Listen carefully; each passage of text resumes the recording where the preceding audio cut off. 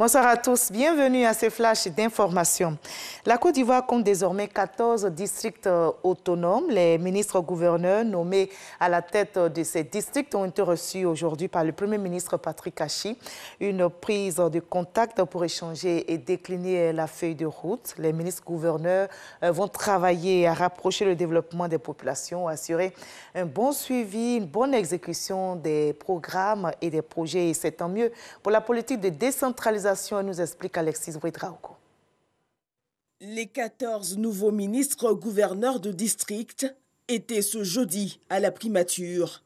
Ils sont venus prendre langue avec le chef du gouvernement sur la mission à eux confiée. Le Premier ministre a décliné sa vision de la fonction de ministre-gouverneur en exprimant les préoccupations du chef de l'État quant au rôle que chacun de nous devrait pouvoir jouer pour la promotion de chacun de nos districts et surtout pour l'intégration de cette vision dans une Côte d'Ivoire en plein épanouissement.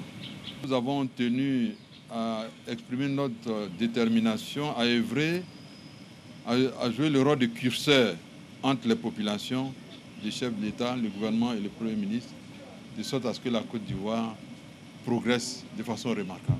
Le Premier ministre a exhorté les ministres-gouverneurs à l'excellence de la tâche. Les personnes comme vous, qui êtes des personnes de terrain, sont des sources immenses d'expérience et d'enrichissement sur le travail qu'on fait. Les attentes des populations vis-à-vis de vous vont être très grandes, comme de nous d'ailleurs. Donc il va falloir qu'on aille vite.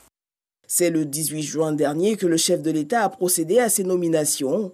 Elles font suite à la création de 12 nouveaux districts autonomes.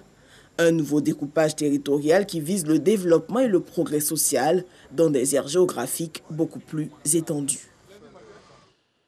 La nation ivoirienne rend hommage à ses fils tombés au champ d'honneur. La cérémonie en la mémoire des 5 militaires et gendarmes tombés les armes à la main lors des attaques terroristes a eu lieu aujourd'hui.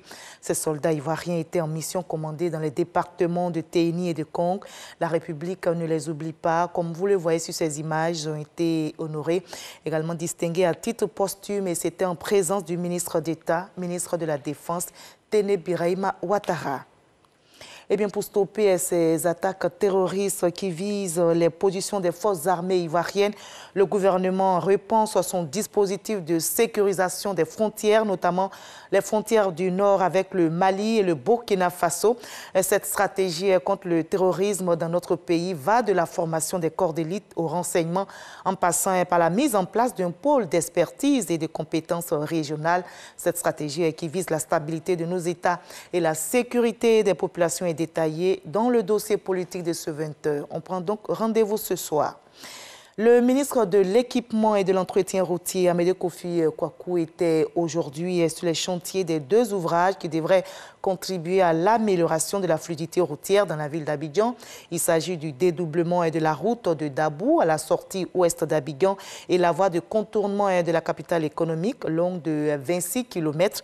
Le ministre Amédée Kofi Kwaku s'est dit satisfait de l'avancée de ces chantiers dont la livraison est prévue pour mars 2022. 8 jours après le sommet entre Vladimir Poutine et Joe Biden, Paris et Berlin souhaitent que l'Union européenne reprenne la main dans ses relations avec la Russie. Au sommet de l'UE ouvert ce jeudi, Angela Merkel et Emmanuel Macron ont appelé les Européens à relancer le dialogue rompu avec Moscou afin de ne pas en laisser la primauté aux leaders américains.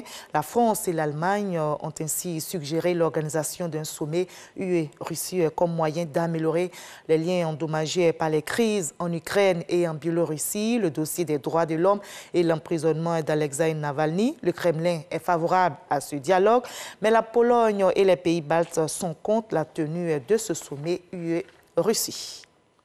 Et justement, Russie est face à l'augmentation des infections graves au Covid-19 dans la capitale russe, à Moscou. Les autorités ont adopté plusieurs mesures qui s'apparentent à une forme de vaccination obligatoire. Par exemple, pour aller au restaurant à Moscou ou se faire soigner à l'hôpital, il faudra bientôt exhiber un code attestant de sa vaccination contre le coronavirus.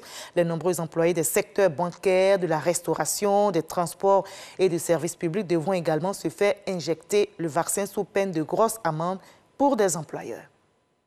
Et c'est ici que l'on s'arrête pour ce Flash Info. Mais juste après, suivez l'info régionale pour voir toutes les nouvelles de nos régions ici en Côte d'Ivoire. Moi, je vous retrouve avec plaisir à 20h. À tout à l'heure.